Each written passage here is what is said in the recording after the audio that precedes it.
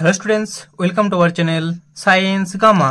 এখন তোমাদের ক্লাস 10 তথা মাধ্যমিকের ভৌত বিজ্ঞানের রায় ও মার্টিন প্রশ্নবিচিত্রার 2025 সালের জন্য যে সাজেশনটা দেওয়া হয়েছে, সেই সাজেশনের তোমাদের প্রথম চ্যাপ্টার অর্থাৎ ইউনিট 1 পরিবেশের জন্য ভাবনা, এর যে সমস্ত 1 নম্বরের শর্ট কোশ্চেনগুলো দেওয়া আছে এমসিকিউ বাদে, তার সমস্ত উত্তর এই ভিডিওটিতে দেব।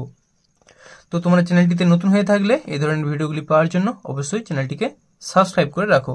তো তোমাদের পেজ নাম্বার হচ্ছে 778। তো এমসিকিউর উত্তর দিচ্ছি না, কারণ বইতেই উত্তরগুলো দেওয়া আছে, তাই আর দিচ্ছি না।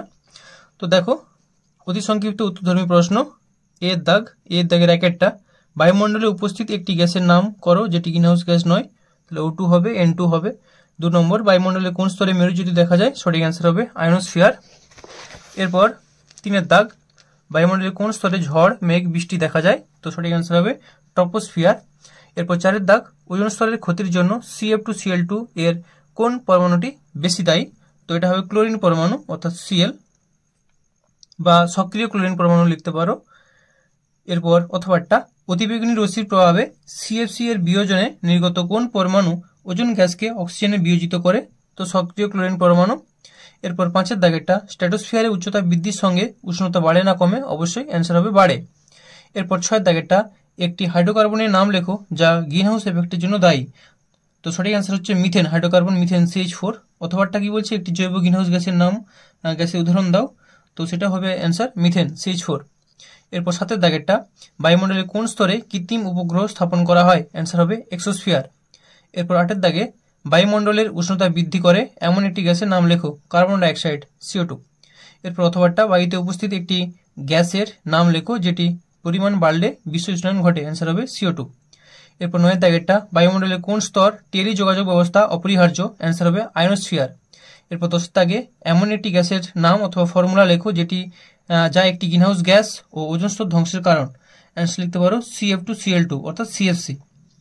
এরপর অথবাটা, একটি গ্যাসের নাম লেখো যা গ্রিনহাউস গ্যাস প্রাকৃতিক উপায়ে উৎপন্ন হয় এবং ওজোন স্তরের ক্ষতি সাধন করে।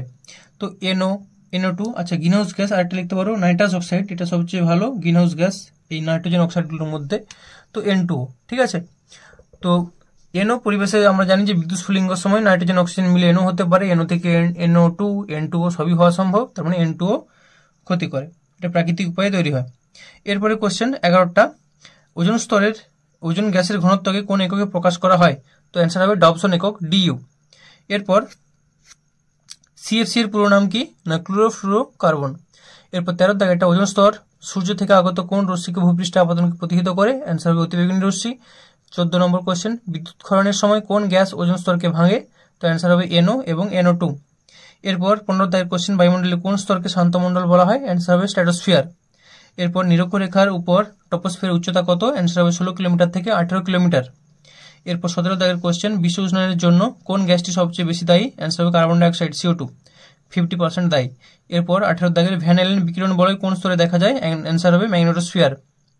এরপরে কোশ্চেন 19 দাগ, ওজোন স্তর ধ্বংসের জন্য দায়ী দুটি প্রধান যৌগের নাম লিখো। অ্যান্সার হবে NO এবং CFC। 20 নম্বর কোশ্চেন, বায়ুমণ্ডলের কোন স্তরে এসে মহাকাশে উল্কাপিণ্ড পুড়ে ছাই হয়ে যায়? অ্যান্সার হবে মেসোস্ফিয়ার।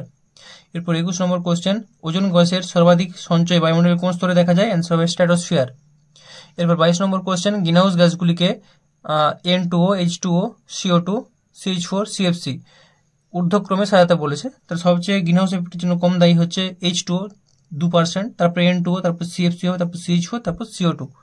এভাবে পরপর সাজিয়ে নেবে, এটা ঊর্ধ্বক্রমে সাজানো আছে। এরপর হচ্ছে ODS এর পুরো নাম কি? তাহলে ozone ডিপ্লেটিং substances. Ozone OZONE, ডিপ্লেটিং DEPLETING substances SUVS TANCES। এরপর 24 সুপারসনিক বিমান বা জেট প্লেন নির্গত কোন গ্যাসটি ওজোন স্তর ধ্বংসের প্রভাব সবচেয়ে বেশি? এটা হবে NO2। এরপর 25 দাগের কোশ্চেন, বায়ুমণ্ডলের কোন স্তরে সাধারণত পরিচলন স্রোত দেখা যায় বা পরিলক্ষিত হয়? এটা হবে ট্রপোস্ফিয়ার। অথবাটা, বায়ুমণ্ডলের কোন স্তরে জলবায়ু পরিবর্তন হয়? অ্যান্সার হবে ট্রপোস্ফিয়ার। এরপর 26 কোশ্চেন, এক্সোস্ফিয়ারে মূলত কোন কোন গ্যাস অবস্থান করে? অ্যান্সার হবে হাইড্রোজেন H2 এবং হিলিয়াম He। এরপর 27 নম্বর কোশ্চেন, টপোপজ অঞ্চলে বায়ুর উষ্ণতা কত? অ্যান্সার হবে -56 ডিগ্রি সেন্টিগ্রেড। 28 নম্বর কোশ্চেন, বায়ুমণ্ডলে কোন স্তরে ওজোন গ্যাস থাকে? অ্যান্সার হবে স্ট্র্যাটোস্ফিয়ার। এরপর 29 নম্বর কোশ্চেন, স্ট্র্যাটোস্ফিয়ারের উচ্চতা বৃদ্ধির সঙ্গে সঙ্গে চাপের কিরূপ পরিবর্তন হয়? অ্যান্সার হবে হ্রাস পায়। এরপর 30 নম্বর কোশ্চেন, ODS এর পুরো নাম কি? তো অ্যান্সার হবে ওজোন ডিপ্লেশন পোটেনশিয়াল। তাহলে ozone OZONE, depletion DEPLETION, potential POTENTIAL। এরপর 31 নম্বর কোশ্চেন, ক্লোরিন পরমাণু Cl ওজোন অণুর O3 বিনষ্ট ঘটায়, একটা বিক্রিয়ার সাহায্যে দেখাতে বলেছে। তাহলে Cl+O3 থেকে ClO+O2। এরপর 32 নম্বর কোশ্চেন, বায়ুমণ্ডলের কোন স্তরে সর্বনিম্ন তাপমাত্রা লক্ষ্য করা যায়? অ্যান্সার হবে মেসোস্ফিয়ার। মেসোপজ অঞ্চলে -92 ডিগ্রি সেন্টিগ্রেড তাপমাত্রা দেখা যায়। এরপরে আছে 33 নম্বর কোশ্চেন, আন্তর্জাতিক স্পেস স্টেশনের কক্ষপথটি বায়ুমণ্ডলের কোন স্তরে অবস্থিত? তো এটা এক্সোস্ফিয়ার অ্যান্সারটা করলেও ঠিক হবে, থার্মোস্ফিয়ার অ্যান্সারটা করলেও ঠিক হবে। তো এটা আমি আমার কথা বলছি না, বই থেকে দেখাচ্ছি। তোমার দেখো থার্মোস্ফিয়ার, ভট্টাচার্য বাতাস অনেকেই বই পড়ো, থার্মোস্ফিয়ার তাই লেখা আছে আন্তর্জাতিক স্পেস স্টেশন, অর্থাৎ প্রথম পেজে 1 নম্বর পেজে লেখা আছে এটা আন্তর্জাতিক স্পেস স্টেশন কক্ষপথটি এই স্তরে ভূপৃষ্ঠ থেকে এত কিলোমিটার উচ্চতায় অবস্থিত। দেখো থার্মোস্ফিয়ারের মধ্যে দিয়েছে এটা, ঠিক আছে, ভট্টাচার্য বাতাস। আর তোমাদের এটা রায়মার্টিনের একটা বই, যেটা হচ্ছে তোমাদের হয়তো অনেকের বইটা আছে রেডিশ স্টেডিগো। এই রেডিশ স্টেডিগো বইয়ে তোমাদের এটা অ্যান্সার দিয়েছে কিন্তু এক্সোস্ফিয়ার, ঠিক আছে, আন্তর্জাতিক স্পেস স্টেশন। তো যাই হোক, তোমরা তোমাদের টিচারদের সাথে এটা আলোচনা করে অ্যান্সারটা লিখবে। চলো পরের কোয়েশ্চেন কি আছে দেখে নাও। টপোস্ফিয়ারে উচ্চতা বাড়ার সঙ্গে সঙ্গে উষ্ণতা কি হয়? না হ্রাস পায়, শূন্যস্থান পূরণ। এরপর 2 জায়গাটা প্রাকৃতিক সানস্ক্রিন বলা হয় ওজোন স্তরকে, অথবাটা পৃথিবীর ছাতা নামে কোন পরিচিত? ওজোন স্তর। 2 নম্বর কোশ্চেন, পৃথিবীর রক্ষা কবচ নামে পরিচিত বায়ুমণ্ডলের ওজোন স্তর। এরপর 3 নম্বর কোশ্চেন, বায়ুমণ্ডলের যে স্তরটি রেডিও তরঙ্গ প্রতিফলিত করে সেটি হলো আয়নোস্ফিয়ার। এরপর 4 নম্বর কোশ্চেন, বায়ুমণ্ডলের আয়ন স্তরে তড়িদাহিত অণুর প্রভাবে সৃষ্টি হয় কি? না মেরুজ্যোতি। এবার 5 নম্বর কোশ্চেন, বায়ুর অস্তিত্ব না থাকায় বায়ুমণ্ডলে ড্যাশ স্তরের আকাশ কালো দেখায়, অ্যান্সার হবে থার্মোস্ফিয়ার। এটা তোমার ছায়া প্রকাশনী বইয়ে লেখা আছে, মানে হুবহু বইয়ে লেখা আছে ছায়া প্রকাশনী থার্মোস্ফিয়ার। এরপর সি, টপোস্ফিয়ারের প্রতি 1000 মিটার উচ্চতা বৃদ্ধিতে 6.4 ডিগ্রি সেন্টিগ্রেড উষ্ণতা হ্রাস পায়, এটা হচ্ছে সত্য। টপোস্ফিয়ারকে শান্তমণ্ডল বলা হয়, মিথ্যা, স্ট্র্যাটোস্ফিয়ার হতো। উত্তপ্ত মাটি যে ইনফ্রারেড রশ্মি ছেড়ে দেয় তার তরঙ্গ দৈর্ঘ্য সূর্য থেকে আগত ইনফ্রারেড তরঙ্গ দৈর্ঘ্যের চেয়ে কম, এটা হবে অবশ্যই সত্য। এটা তোমাদের যে মানে করোনার সময় যে বইটা বেরিয়েছিল তোমাদের শিকন সেতু, শিকন সেতু বইটা পুরোটা লেখা আছে, এই যে শিকন সেতু, অনেকের কাছে হয়তো বইটা নেই। তো যাই হোক, এখানে তোমাদের অ্যান্সারটা এই বই অনুযায়ী সত্য, এটা সরকারি বই, তো এটাই মানতে হবে। টপোস্ফিয়ারের উচ্চতা বৃদ্ধির সঙ্গে সঙ্গে বায়ুচাপ হ্রাস পায়, সত্য। ফসিল ফুয়েল পোড়াবার ফলে সৃষ্টি CO2 গ্লোবাল ওয়ার্মিং এর প্রধান কারণ, সত্য। পৃথিবীর বায়ুমণ্ডলের প্রধান উপাদান গ্যাস দুটি গ্রিনহাউস গ্যাস নয়, সত্য। বায়ুমণ্ডলের সর্বোচ্চ স্তরটি হলো ম্যাগনেটোস্ফিয়ার, সত্য। চলো পরের কোশ্চেন কি আছে দেখে নেওয়া যাক। আর কয়েকটাই আছে সত্য মিথ্যা, তাহলেই কমপ্লিট হয়ে যাবে। আচ্ছা, আরেকটা, টপোস্ফিয়ারে ধূলিকণার উপস্থিতি সর্বাধিক, সত্য। 9 নম্বর কোশ্চেন, কম শক্তি অতিবেগুনি রশ্মি শোষণে ওজোন অণু অক্সিজেন পরমাণুতে ভেঙে যায়, এটা হবে সত্য।